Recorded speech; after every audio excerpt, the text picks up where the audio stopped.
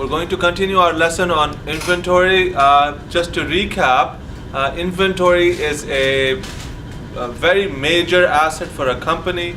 It appears on the balance sheet, usually under current assets or short-term assets, and it has a lot of characteristics. The major one being that companies or businesses purchase inventory with the intention of selling it, and that's how you know that this item would belong to inventory rather than another asset. So this slide explains that inventory is purchased and that goods that are sold by the end of the year go on to income statement, and goods that are not sold at the end of the year go on to the balance sheet as part of the inventory asset.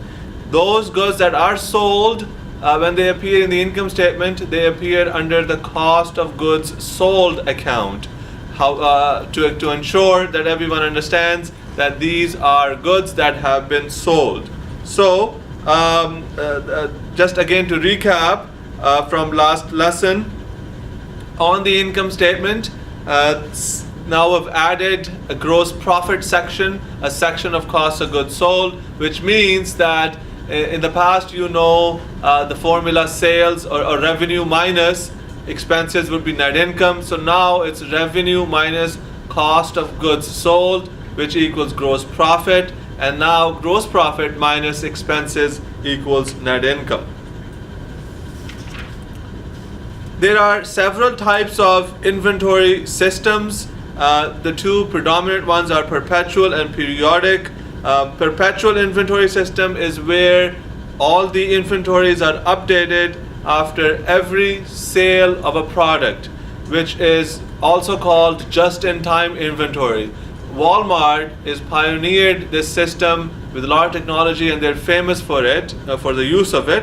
However, periodic inventory is what we will cover in this course. This is the traditional way of doing accounting for inventory, and it is an easier concept to understand, and then you can move on to periodic at a later time.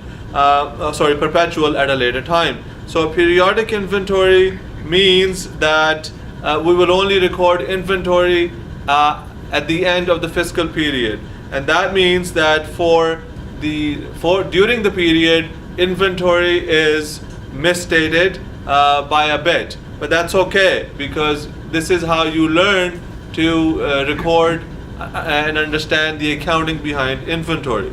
So we know that inventory is an item or those items that a company purchases with the intention of selling them to customers. But to further explain or elaborate, there are three characteristics of inventory. It is necessary for us to determine the number of units of inventory. Each item that you are purchasing and selling, you have number of units in that, and then their ownership status. So who actually owns the inventory? Is it your business that owns it, or is it another business that owns the inventory? And then the selected valuation method. The selected valuation method can be the concept of valuation method can be quite complex, which we will cover in in grade 12 course. At this point, what we need to look at is that you need to know the number of units of inventory and you need to know the price of each item in order to calculate the value.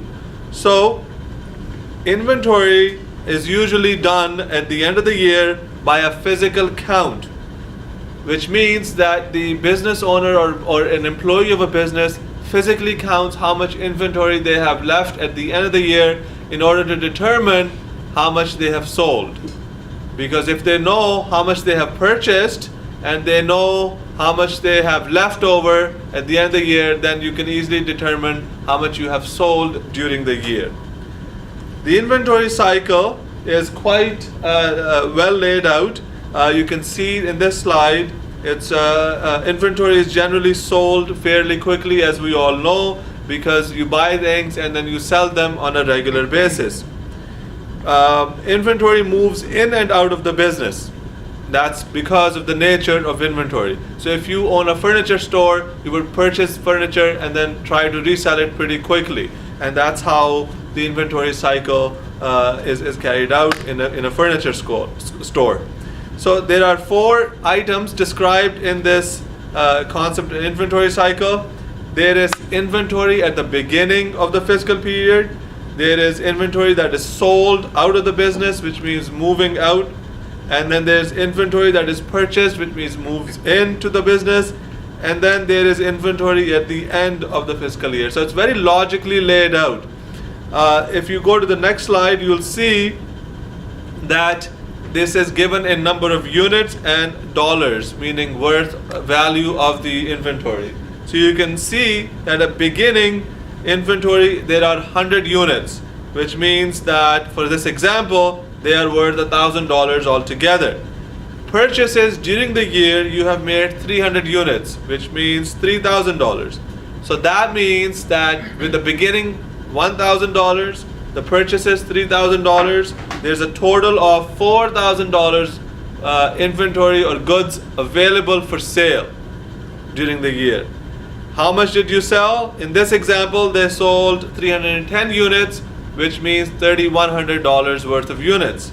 So at the end, now you are remaining with $900 worth of units. So it's fairly straightforward. It basically implies that you can come up with separate, with a lot of this information if you have the other parts of the information. So if you know your beginning balance and you know how much you have purchased, and then you can take a look at how much you have left over, then you will be able to come up with the inventory sold amount fairly quickly. So you can see the formula for cost of goods sold. This is another formula that is being introduced here. It is based predominantly for income statement purposes, but you should also know this formula as you go through the course. So cost of goods sold equals beginning inventory plus purchases minus ending inventory. As long as you have 3 of the 4 pieces of information, you can determine the 4th piece of information from this formula. So fairly straightforward as far as this is concerned. You might have some questions during your assignment or during your tests based on this formula. So basically, I've introduced you to a few new items in this, few new terms in this lesson, and we have ended, or we're going to end this lesson on this formula. So cost of goods sold equals beginning inventory minus purchases, plus purchases minus ending inventory. You should be aware of this formula as well as the one that we discussed yesterday with regards to the income statement. So we will stop here and continue our lesson tomorrow. As always, remember ARTW, accounting rules the world. Thank you.